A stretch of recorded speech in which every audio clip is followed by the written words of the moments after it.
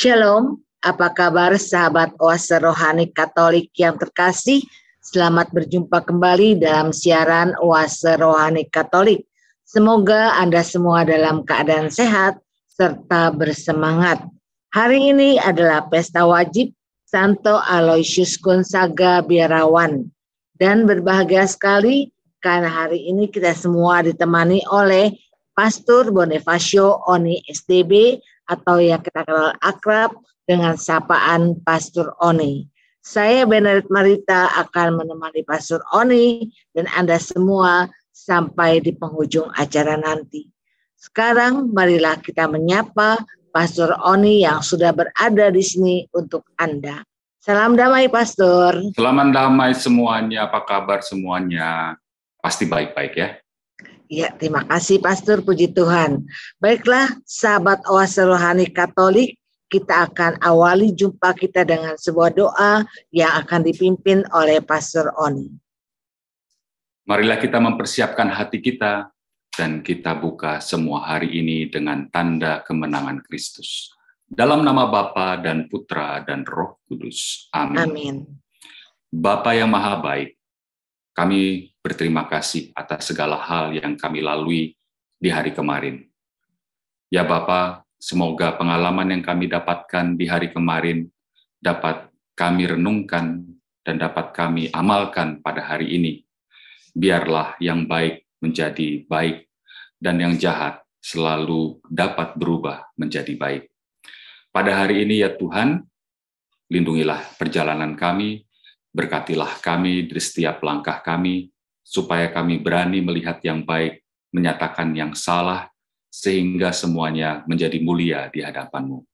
Demi Kristus Tuhan dan pengantara kami. Amin. Amin. Dalam nama Dalam Bapa nama Bapa dan Putra dan Roh Kudus. Amin. Sahabat Oase Rohani Katolik, antifon pembuka kita untuk hari ini adalah orang yang bersih tangannya dan murni hatinya akan mendaki gunung Allah dan menghadap kemuliaannya. Bacaan hari ini dari kitab kedua Raja-Raja. Pada waktu kota Yerusalem dikepung, Sanherib Raja Asyur mengirim utusan kepada Hizkia, Raja Yehuda. Ia berpesan, "Beginilah kamu harus katakan kepada Hizkia, Raja Yehuda, janganlah Allahmu yang kau percaya itu memperdayakan engkau dengan menjanjikan bahwa Yerusalem tidak akan diserahkan ke tangan Raja Asyur. Sesungguhnya engkau telah mendengar apa yang dilakukan Raja-Raja Asyur terhadap segala negeri, yakni bahwa mereka telah menumpasnya. Masakan engkau ini akan dilepaskan?" Hizkia menerima surat itu dari tangan para utusan, lalu membacanya. Kemudian pergilah ia ke rumah Tuhan dan membentangkan surat itu di hadapan Tuhan.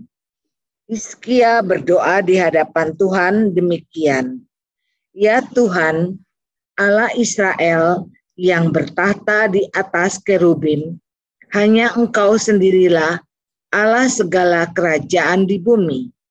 Engkaulah yang menjadikan langit dan bumi. Sendengkanlah telingamu ya Tuhan, dan dengarkanlah. Bukalah matamu dan lihatlah, ya Tuhan.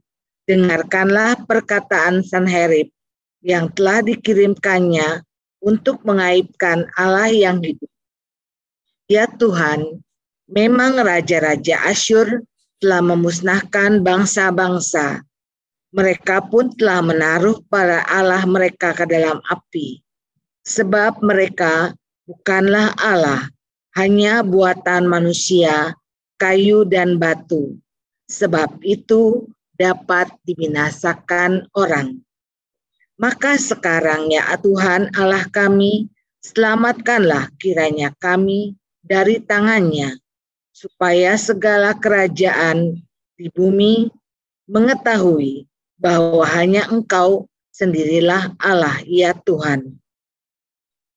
Lalu Nabi Yesaya bin Amos menyuruh orang kepada Hizkia mengatakan, "Beginilah sabda Tuhan Allah Israel, apa yang telah kudoakan kepadaku mengenai Sanherib, Raja Asyur, telah kudengar. Inilah sabda yang telah diucapkan Tuhan mengenai dia, anak Dara, yaitu Putri Sion.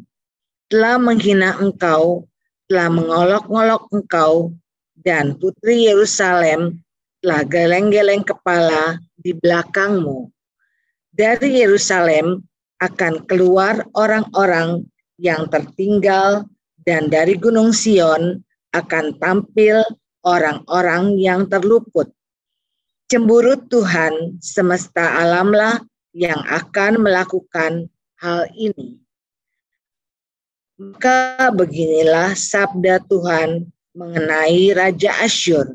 Ia tidak akan masuk ke kota ini dan tidak akan menembakkan panahnya ke sana. Ia juga tidak akan mendatanginya dengan perisai dan tidak akan menimbun tanah menjadi tembok untuk mengepungnya. Melalui jalan dari mana ia datang, ia pun akan pulang. Tetapi kota ini ia tidak akan masuk. Demikianlah sabda Tuhan. Aku akan membela kota ini untuk menyelamatkannya demi aku dan demi Daud hambaku. Maka pada malam itu keluarlah malaikat Tuhan membunuh 185.000 orang di dalam perkemahan Asyur. Sebab itu berangkatlah Sanherib Raja Asyur, ia pulang lalu tinggal di kota Niniwe. Demikianlah sabda Tuhan. Syukur kepada Allah.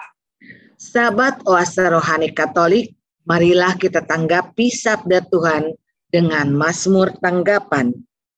Allah menegakkan kotanya untuk selama-lamanya. Allah menegakkan kotanya untuk selama-lamanya. Agunglah Tuhan dan sangat terpuji di kota Allah kita. Gunungnya yang kudus, yang menjulang permai, adalah kegirangan bagi seluruh bumi. Allah menegakkan kotanya untuk selama-lamanya.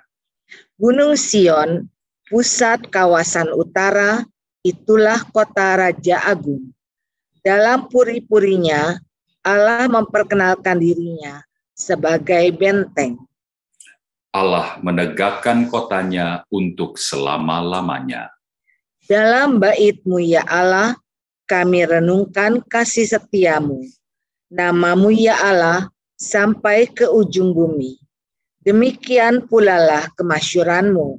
Tangan kanan-Mu penuh dengan keadilan. Allah menegakkan kotanya untuk selama-lamanya. Sahabat Oase Rohani Katolik, marilah sekarang kita simak bersama Injil Suci menurut Matius yang akan dibacakan oleh Pastor Oni. Tuhan sertamu. Dan sertamu juga. Inilah Injil Suci menurut Matius. Dimuliakanlah Tuhan. Dalam khotbah di bukit, Yesus berkata, "Janganlah kamu memberikan barang yang kudus kepada anjing, dan janganlah kamu melemparkan mutiaramu kepada babi, supaya jangan diinjak-injak dengan kakinya. Lalu babi itu berbalik mengoyak kamu. Segala sesuatu yang kamu kehendaki diperbuat orang kepadamu, perbuatlah demikian juga kepada mereka. Itulah isi seluruh hukum Taurat dan kitab para nabi. Masuklah melalui pintu yang sempit itu, karena lebarlah pintu dan luaslah jalan yang menuju kebinasaan, dan banyak orang telah masuk melalui pintu dan jalan itu. Tetapi sempitlah pintu, dan sesaklah jalan yang menuju kehidupan, dan sedikitlah orang yang menemukannya." Demikianlah sabda Tuhan. Terpujilah Kristus. Sahabat Oase Rohani Katolik, setelah kita simak Injil dan bacaan pertama pada hari ini, kita akan menyimak bersama permenungan yang akan disampaikan oleh Pastor Oni untuk kita semua. Silakan Pastor. Baik, kita mulai dari bacaan pertama yang perlu kita ingat kembali tentang kitab Raja-Raja. Itu pada intinya menceritakan segala hal kerajaan umat Israel, dari mulai kehancurannya, perpecahannya. Maka kalau nanti dibaca kembali kitab Raja-Raja tersebut, itu mengasihkan sekali ya. Dan di situ kita banyak belajar bagaimana orang beriman kepada Tuhannya.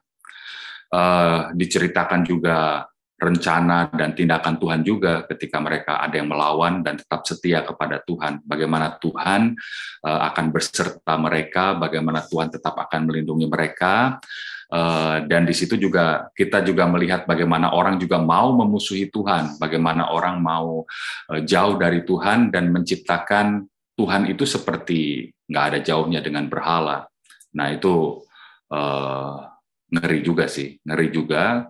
Tapi di sini kita pasti mendapatkan nilai positifnya, pelajaran positifnya, karena nilai kesetiaan terhadap Tuhan itu ternyata di atas segala-galanya. Nah, kembali yang saya katakan tadi, dalam kitab ini akan sering terlihat juga di mana para raja akan diberi penilaian, akan diberi hinaan, akan ditindas, dan juga dipuji juga bahkan. Dipuji atas tindakannya, bagaimana mereka mengatur kerajaannya, bagaimana mereka berbuat baik kepada rakyat-rakyatnya, dan lebih-lebih bagaimana mereka tetap setia kepada Tuhan di saat mereka mendapatkan penindasan-penindasan. Jadi oleh karena itu, pada bagian ini kita akan melihat kembali kesetiaan para raja, khususnya nanti yang tadi kita dengar, Hizkia kepada Tuhan, dan perjanjiannya Tuhan kepada umatnya. Ya, jadi raja kepada Tuhan, Tuhan juga kepada umatnya. Yang tidak setia pasti akan dihukum oleh Tuhan sesuai apa yang terkandung dari perjanjiannya. Jadi mereka membuat perjanjian, kalau mereka tidak setia terhadap perjanjian yang sudah dilakukan kepada Tuhan, nanti ada hukumannya. Nah, kembali saya mengajak untuk mengingat apa yang kita dengar pada bacaan pertama tentang Sanherib, Raja Asyur ya. Dia mengirim surat ancaman atau surat pelecehan bahkan ya, menurut saya itu, melalui utusannya kepada Hizkia, Raja Yehuda. Jadi dua kerajaan ini lagi berantem. Yang jelas isinya seperti ancaman untuk kepada Hizkia ya, untuk jangan lagi percaya sama Tuhan. Kenapa? Dia udah ngasih tahu nih, Yerusalem, tempatmu itu udah saya kepung. Tempatmu itu sudah akan jadi kepunyaanku. Maka janji Allah yang katanya Yerusalem itu tidak akan diserahkan kepada Raja Asyur, itu bohong. Nah, jadi Raja Asyur itu Sanherib itu benar-benar mau mengancam supaya nanti Hizkia menyerah kepadanya dan jangan lagi percaya Tuhan. Itu janji bohong itu. Tuhan itu bahkan mungkin tidak ada gitu ya. Tetapi di sini seru nih, hebatnya si Hizkia. Yang dia lakukan bukannya dia mengiyakan isi surat tersebut, karena bisa aja kan di bawah ancaman, di bawah ketakutan, di bawah kebingungan, dan realitas yang dia lihat adalah tempatku sudah dikepung, dan katanya Tuhan itu mau membantu kok tetapi udah dikepung, gimana ini? Bisa aja dia mengiyakan dan menyerah. Tapi yang dilakukan Hizkia sama sekali tidak menyerah. Yang dilakukan, dia membawa surat itu ke rumah Tuhan. Dibentangkan surat itu, dan dia berdoa kepada Tuhan. Dia lakukan itu benar-benar di dalam imannya. Dan apa yang terjadi? Ya, Tuhan menjawab doa-doanya dan memastikan bahwa musuh tidak akan masuk ke dalam kerajaannya untuk menghancurkannya, tetapi Tuhan malah menyelamatkan mereka dengan mengutus malaikat-malaikatnya untuk menyerang perkemahan-perkemahan Asyur tersebut. Jadi, nggak ada diserang. Tuhan tetap setia pada janjinya. Karena apa? Karena Hizkia juga setia kepada Tuhannya. Nah, di sini kita melihat bahwa kesetiaannya Hizkia si Raja Yehuda kepada Tuhan ini dalam saat genting pun, dalam saat kebingungan pun, di dalam saat di bawah ancaman pun, ia tetap percaya dan tetap setia kepada Tuhan. Sehingga usaha yang dia lakukan tersebut, kebaikan-kebaikan, kesetiaan-kesetiaan yang dia lakukan tersebut mendatangkan rahmat perlindungan dari Tuhan. Ya, karena tadi kembali saya ulang lagi, bisa saja dia berubah pikiran ketika manusia di bawah ancaman, di bawah kebingungan, di bawah ketakutan, apa saja bisa terjadi. Saya kenal beberapa orang yang mengatakan saya percaya kepada Tuhan, tapi pas sakit ke dukun juga. Gitu. Nah, ini yang menjadi jadi pelajaran untuk kita. Mungkin pada saat kita tidak sedang mengalami ancaman, pada saat kita baik-baik saja, ya Tuhan itu dekat sama kita. Tapi pada saat tidak baik-baik saja, bisa saja terjadi bahwa Tuhan itu ternyata jauh dari diri kita. Nah, dari Sanherib, Raja Asyur itu, kita juga bisa belajar banyak. Ya, dari bacaan pertama ini, pertama dari Sanherib Raja Asyur tersebut, bahwa yang namanya penghinaan, yang namanya kesombongan, yang namanya penindasan, pasti semuanya itu berakhir kepada kehancuran. Apalagi bila itu melawan Tuhan. Udah, itu di situ kita sudah melihat titik jelasnya. Karena pada saat manusia berkuasa, pada saat manusia merasa hebat dari segala-galanya, Tuhan yang dia imani itu ternyata hanya Tuhan yang dia pikirkan saja, bukan Tuhan yang sebenarnya yang harus dia imani. Maka jatuh-jatuhnya menakutkan sekali. Tuhan itu disamakan sama kayak berhala jadinya. Ketika manusia memang tidak mengerti Tuhan, tidak mengenal Tuhan, manusia itu tahu Tuhan itu yang menurut dia pikirkan saja. Nah, kalau tidak mengerti siapa itu Tuhan yang dia imani secara baik, ya bahayanya jatuh ke situ. Nah, di sini kita juga bisa belajar dari Hizkia tentang bagaimana berdoa. Nah, ini menarik sekali ini dari Hizkia ini. Karena kita sering dengar nggak sih, misalnya juga saya itu kalau lagi sedih, lagi takut, lagi bingung, lagi dapat masalah, baru berdoa deh. Baru kita cepat-cepat ke Gua Maria, cepat-cepat ikut misa pagi terus-terusan. Tapi pas sudah masalahnya selesai, pas lagi senang, lupa. Sering biasanya banget terjadi. Begitu, Pastor. Pura-pura. Kalau Ibu Maria kita mah baik. Nah, di sini mari kita belajar juga bagaimana Hizkia tadi berdoa. Nah, kita perhatikan. Doa yang dilakukan Hizkia itu memperlihatkan pengertian dan pengenalannya tentang siapa itu Tuhan. Nah, kenapa begitu? Karena terlihat dari cara dia berdoa, yang dia panjatkan adalah kemuliaan dan rencana Tuhan menjadi tujuan utama. Dia serahkan segala masalahnya 100% hanya kepada Tuhan. Yang dia lakukan begitu. Dia nggak bikin syarat nanti gimana gitu. Dia serahkan semuanya kepada Tuhan. Nah, dalam doanya sebenarnya memang pasti Hizkia sangat ingin supaya kerajaannya itu terbebas dari serangannya si musuh, ya pasti dalam doa. Tapi dia menyadari bahwa dia tidak punya hak untuk meminta itu kepada Tuhan, untuk membela kerajaannya jika bukan karena kemuliaan Tuhan. Jadi dia meminta pembebasan atau keamanan kerajaannya bukan untuk dirinya sendiri, tapi malah demi kemuliaan Tuhan. Itu yang membedakan doa-doa dari yang lain.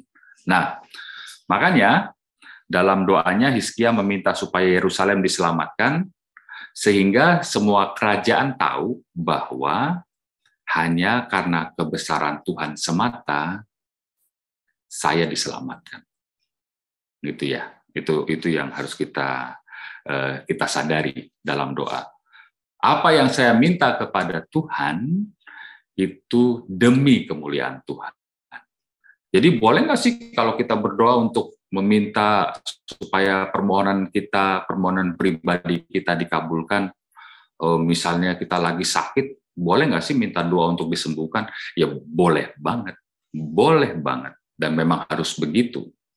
Tapi yang nggak boleh itu kalau kita berdoanya bukan kepada Tuhan. Ya. Nah, yang harus disadari dalam kesadaran dan pengertian bahwa setiap kita memohon kepada Tuhan, nama Tuhan yang harus dimuliakan. Jadi kalau kita minta kesembuhan dalam doa-doa kita pada saat kita sakit, kita juga harus menyatakan kepada Tuhan bahwa Tuhan mau memakai kita pada saat kita sembuh nanti. Kesehatan saya nanti kemudian akan atau boleh dimanfaatkan oleh Tuhan untuk kemuliaan namanya. Jadi bukan cuma berhenti pada kesembuhan saja, tetapi juga ada tindak lanjutnya. Ya, kalau enggak nanti iman kita ya tadi, kalau lagi sedih berdoa, kalau lagi senang lupa. Nah ini, pada saat kesembuhan tersebut, kesenangan tersebut, tujuannya adalah untuk membantu. Tujuannya adalah untuk demi kemuliaan Tuhan. Nah, jadi seperti Hizkia yang memohon kepada Allah supaya diselamatkan dari ancaman serangan Asyur, juga dia memohon supaya Tuhan membela Yerusalem dari serangan itu untuk kemuliaan namanya yang sudah dihina dan dilecehkan oleh Raja Asyur. Nah, sekali lagi, dalam bacaan ini banyak sekali kita bisa belajar bahwa menghina, menghancurkan, apalagi melawan Tuhan, pasti ujung-ujungnya sia-sia. Dan dalam berdoa, jangan berdoa hanya untuk kepentingan pribadiku saja, tapi harus demi kemuliaan Tuhan. Di situ kita akan semakin mengerti bahwa Tuhan itu dekat sama kita.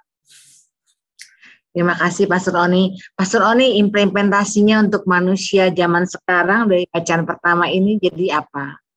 Nah, ada yang harus kita lihat ya. Pada zaman sekarang sebenarnya nggak ada bedanya ya. Namanya menguasai, manusia saling menguasai yang lain, ada. Manusia ingin saling menghancurkan yang lain, ada. Manusia yang merasa lebih hebat dari Tuhan, ada.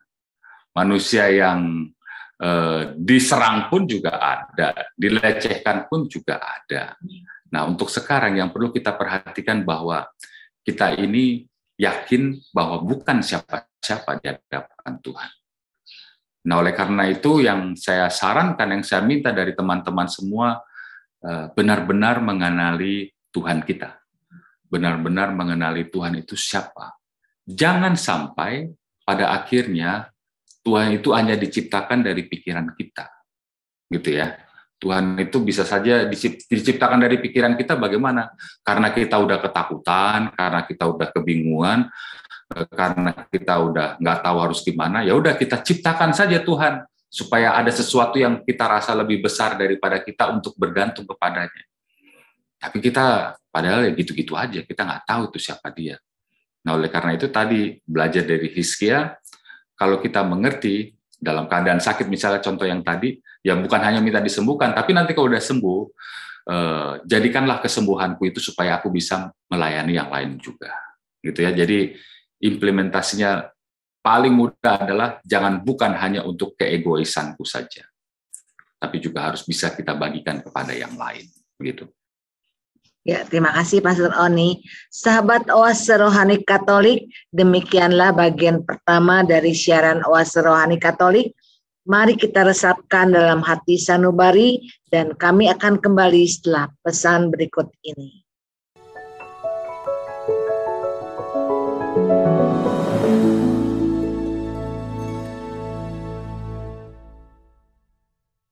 Sahabat Oase Rohani Katolik, kita berjumpa kembali dalam siaran Oase Rohani Katolik di bagian kedua. Masih bersama kita Pastor Bonifacio Oni STB dan saya Benarit Marita akan menemani Pastor Oni serta Anda semua sampai di penghujung acara nanti. Saya informasikan kepada Anda yang mau bertanya atau mengirimkan usul, dapat Anda kirim email ke alamat email kami orkkaj2021@gmail.com atau dapat Anda kirim WA ke nomor 08180251333438. Baiklah, kita kembali ke Pastor Oni untuk menyimak bagian kedua. Silakan Pastor Oni. Baik, pada bagian Injil ini kita juga akan mendengarkan hal-hal yang indah, hal-hal yang baik kita untuk refleksikan pada diri kita sendiri. Karena pertanyaan dan keinginan dari Tuhan Yesus itu ketat ya, tentang pintu yang lebar dan pintu yang sempit. Nah, pertama-tama yang harus kita sadari pada bacaan Injil ini mengundang kita untuk kita tidak boleh menghakimi orang lain. Itu bukan haknya kita, bukan wewenangnya manusia untuk menghakimi orang lain, gitu ya. Dan tindakan itu hanya boleh dilakukan oleh Tuhan. Itu hak istimewanya Tuhan. Dan itu juga nanti akan dilakukan pada suatu saat nanti, pada hari penghakiman terakhir nanti. Tapi bukan berarti kita nggak boleh mengkoreksi orang lain. Kalau ada yang salah, wajib menegurnya juga. Dengan tujuan dan tulus hati, supaya orang tersebut menjadi lebih baik. Bukan karena gue gemes, bukan karena gue kesel sama orang itu, jadi cari-cari kesalahan. Ya itu harus dibedakan. Walaupun sering terjadi begitu, ya. Nah, ini kita harus benar-benar menyadari pada saat kita mulai menegur orang lain. Nah, pastikan bahwa pada saat itu kita punya kesadaran, punya pondasi yang penuh dengan kesadaran akan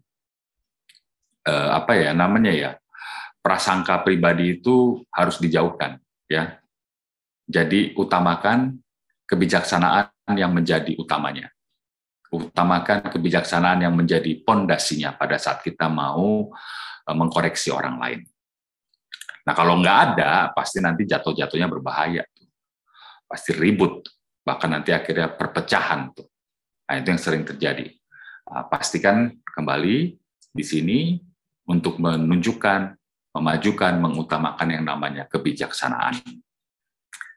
Ada aturan utama yang ditekankan dalam bacaan ini, dalam berelasi dengan sesama, untuk menyadari, yaitu ditulis tadi itu, di bacaan, segala hal yang kita kehendaki diperbuat kepadamu, perbuatlah juga kepada mereka.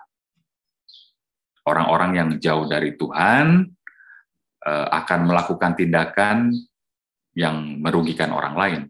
Karena ketika orang tersebut dekat dengan Tuhan, pasti yang diutamakan adalah kebaikan. Oleh karena itu, kita harus setiap hari mencoba untuk mengkoreksi diri, bagaimana kedekatanku dengan Tuhan di masa-masa sekarang ini. Tulisannya Paus Fransiskus ya, mengajak kita untuk berefleksi begini. Setelah masa pandemi ini, marilah kita melihat diri kita sendiri, mengkoreksi diri kita sendiri, bercermin pada diri kita sendiri. Setelah masa pandemi ini, apakah kita menjadi semakin baik atau menjadi semakin buruk? Karena masa pandemi ini menimbulkan banyak hal-hal yang baru, gitu ya. Bahkan banyak orang, saya pun sendiri menemukan istilahnya oni yang baru. Ini sifat ini dulu nggak ada nih kok dalam tahun-tahun terakhir ini kok ada ya. Apakah ini kemajuan atau kekurangan? Pastikan kalau itu adalah ketidakbaikan, kita berani mengoreksi diri, meminta maaf, dan maju ke depan untuk menjadi orang yang lebih baik. Nah, tapi biasanya kalau orang jahat itu kan yang terjadi adalah dia mau mengkoreksi orang lain, tapi nggak mau dikoreksi. Dia mau melakukan kejahatan kepada orang lain, tapi dia tidak mau mendapatkan kejahatan. Nah, hal-hal yang mudah kita pahami itu, coba kita lihat kembali pada diri kita sendiri. Apakah kita begitu nggak ya? Nah, ini baik sih sebenarnya untuk bisa mengerti atau mengenal kembali diri kita masing-masing. Karena nggak dipungkiri bahwa pada masa pandemi ini kita menjadi orang yang sendiri-sendiri gitu ya. Mau ketemu susah, mau salaman nggak boleh. Kalau ketemu juga harus ada jaraknya. Nah, ini sudah mulai selesai dan kita berharap semakin selesai dan menjadi lebih baik. Jangan sampai apa yang tadi tidak baik terus kita bawa ke depan, ya. Nah, ini yang diinginkan oleh Tuhan. Nah, oleh karena itu Yesus ingin menekankan kembali yang namanya ajaran cinta kasih yang harus dilakukan oleh para pengikutnya, daripada harus saling menyalahkan atau malah saling berbalas dendam. Nah, cinta kasih yang diajarkan oleh Yesus ini merupakan suatu cara atau jalan untuk menuju hidup yang kekal. Di situ Yesus mengatakan, yaitu melalui pintu yang sempit itu. Kata Yesus ini, masuklah melalui pintu yang sempit itu, karena lebarlah pintu dan luaslah jalan yang menuju kebinasaan. Dan banyak orang yang telah masuk melalui pintu dan jalan itu. Jadi apa yang mau dikatakan oleh Yesus tentang pintu yang sempit itu? Yang perlu diperhatikan bahwa Yesus pertama tidak menyebutkan siapa saja yang boleh masuk ke pintu itu. Dia juga tidak menyebutkan berapa jumlah orang yang boleh masuk dan boleh lewat pintu itu. Karena ini terbuka untuk semua orang. Yang jelas bahwa banyak orang merasa mengenal Yesus, tapi sangat sedikit yang mengasihi dirinya. Sangat sedikit yang mencintainya.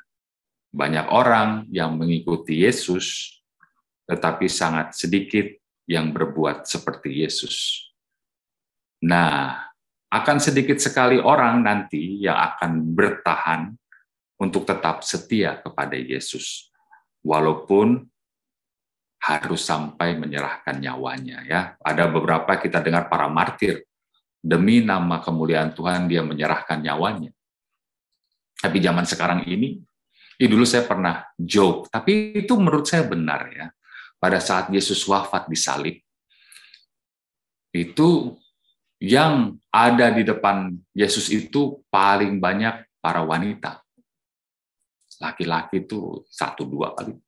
Kenapa? Paling banyak. Nah itu saya ngomongnya waktu itu pas lagi khor. Yang paling banyak kok ibu-ibu, bapak-bapaknya kemana nih? Kalau depan Tuhan Yesus kayak gini.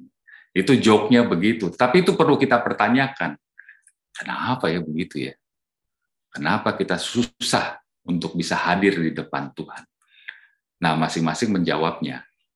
Pada bacaan pertama, kita tadi belajar kepada Hizkia, pada saat dia mengalami tekanan, kebingungan, kesusahan, dia tetap setia kepada Tuhan. Sekarang, oleh Tuhan dipertanyakan untuk kita bagaimana tetap setia, sehingga melalui pintu yang sempit itu kita akan belajar hal yang banyak. Memang untuk masuk pintu yang sempit itu susah sekali, tapi kalau bisa, di situ kita belajar banyak. Ada seekor ulat sedang membentuk kepompong di sebuah taman di dekat bangku. Kemudian datanglah seorang laki-laki duduk-duduk di situ santai-santai, dan dia melihat kepompong tersebut bergerak mulai keluar. Tapi kok kelihatannya susah nih. Dia berpikir bahwa aku bantu deh. Dia mengambil gunting dan menyobek kepompong itu dengan guntingnya, dengan harapan ulatnya bisa keluar. Tapi apa yang terjadi? Ulatnya mati. Untuk bisa menjadi seekor kupu-kupu yang indah, itu prosesnya. Kepompong itu, ulat itu yang di dalam kepompong, maksud saya, harus keluar dengan susah payah. Tetapi apa yang terjadi setelah dia bisa keluar dari kepompong itu, menjadi kupu-kupu yang indah. Harus ada perjuangan, harus ada hal yang benar-benar kita yakini untuk kita jalani, Sehingga pada saat kita mengalami kesulitan, kita akan mengerti kepada tujuannya. Kalau kita mengalami kesulitan dan yakin bahwa Tuhan pasti akan membantu kita dan mengenal Tuhan itu siapa, pasti kita bisa melakukannya. Nah, yang sekarang saya tanyakan kepada teman-teman, sampai sekarang ini, kenapa sih saya masih mau jadi Katolik? Itu juga kadang-kadang beberapa kali saya pertanyakan kepada diri saya sendiri loh sebagai pastor. Dengan dunia yang ada sekarang ini, kenapa sih saya masih mau jadi Katolik? Kenapa sih saya tetap masih mau jadi imam? Ini pertanyaan besar untuk saya. Oleh karena itu, sebagai seorang Salesian Don Bosco, saya mau mengajak kembali untuk melihat mimpi Don Bosco. Ini kalau teman-teman dari gereja Yohanes Bosco pasti sudah sering dengar, tapi saya selalu suka mengulangnya. Tentang mimpi Don Bosco yang berjalan di taman yang indah, di mana-mana banyak bunga mawar itu ya. Gapuranya mawar, warnanya harum. Don Bosco berjalan di depan sendirian dan di belakang ada 1.000 orang mengikutinya. Mengikuti berjalan di atas hamparan bunga mawar. Seneng banget pasti. Keren lah. Indah lah, beautiful banget lah. Don Bosco berjalan dengan 1.000 orang, sampai di tengah jalan, Don Bosco menengok ke belakang lagi. Loh, tadi yang 1.000 kok tinggal 500, yang 500 kemana? Ya udah, jalan lagi. Berjalan lagi. 3/4 perjalanan, Don Bosco menengok lagi ke belakang. Apa yang terlihat? Tadi yang 500, loh tinggal 100 orang. Dan akhirnya Don Bosco tetap melakukan perjalanannya sampai di depan tujuannya, sebuah pintu yang sangat terang sekali, yang sangat damai sekali untuk masuk ke dalamnya. Sebelum masuk dia menengok ke belakang lagi. Tadi yang 1.000, sekarang tinggal 10 orang. Dan akhirnya Don Bosco hanya masuk bersama 10 orang tersebut itu saja. Saya bertanya bagaimana mungkin ya kita berjalan di tempat yang paling indah, ada bunga mawar, harum, tetapi kok orang nggak mau lewat jalan situ, bukan itu tempatnya enak. Ternyata orang yang berjalan di atas itu lupa. Bunga mawar memang indah, bunga mawar memang harum, tapi ingat, di antara dedaunan dan batangnya itu ada durinya. Dan ketika mereka menginjak itu, kakinya kesakitan dan mundur. Mengikuti Tuhan Yesus itu indah, mengikuti Tuhan Yesus itu benar-benar mendamaikan. Tapi siapkah kita untuk menginjak duri tersebut? Saya mengajak untuk teman-teman untuk melihat motivasi kita, kenapa kita masih tetap mau setia kepada Tuhan Yesus. Oleh karena itu, kenali Tuhan Yesusmu, kenali Tuhanmu, dan siapkan sepatu yang paling kuat. Pada saat kita menginjak duri tersebut, bukan kaki kita yang sakit, tetapi duri yang patah, dan kita semakin siap untuk bisa berjalan menuju pintu yang sempit itu. Dan kita masuk ke dalamnya, kita akan pasti mengerti apa itu yang namanya keselamatan kekal. Pastor Oni, apa yang dimaksud dengan pintu yang sempit? Bukankah kalau pintu yang lebar lebih enak, jalannya lapang, orang masuk lebih mudah, Pastor? Baik. Yang perlu kita perhatikan ini adalah sebuah proses untuk mengerti bagaimana kita bisa berjalan menuju kehidupan yang kekal.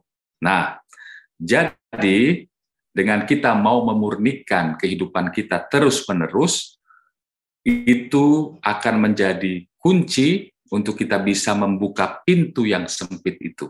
Sehingga kita akan semakin mudah menuju kehidupan yang kekal tadi. Pintu yang lebar itu adalah hal-hal yang sangat mudah kita lakukan. Kita mencari kemudahan karena kita tahu untuk mendapatkan hal yang baik itu sulit. Jadi ya cari yang gampang-gampang aja. Tapi apa yang kita dapatkan pasti bukan yang kekal. Begitu. Terima kasih Pastor Oni.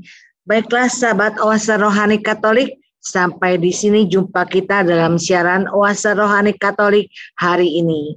Maka Pastor Bonifacio Onis DB dan saya Bernadette Marita mohon pamit dari ruang dengar Anda. Kami mengucapkan salam damai, tetap semangat dan tersenyum. Kita akan tutup jumpa kita dengan doa penutup dan berkat Tuhan melalui Pastor Oni. Baik. Kita siapkan hati kita. Kita membuka hati kita supaya kita berani memilih yang baik daripada yang buruk. Tuhan yang Maha Baik, lindungilah kami, berkatilah kami, jagalah kami dalam perjalanan hari ini, supaya kami berani membuka telinga kami, berani membuka mata kami, supaya kami berani juga membagikan cintamu kepada yang lain. Jangan tutup hati kami sehingga kami tidak mampu melihat cintamu. Biarkanlah hati kami terbuka supaya cintamu juga bisa kami bagikan kepada yang lain. Terima kasih Tuhan atas yang segala kami terima sampai pada hari ini. Lindungilah dan jagalah kami selalu. Demi Kristus Tuhan dan pengantara kami. Amin. Tuhan sertamu. Dan sertamu juga. Semoga kita semua, harapan dan cita-cita kita diberkati oleh Tuhan yang Maha Kuasa, Bapa dan Putra dan Roh Kudus. Amin. Amin. Terima kasih Pastor. Sahabat Oase Rohani Katolik, sampai jumpa lagi di siaran Oase Rohani Katolik berikutnya. Tuhan memberkati.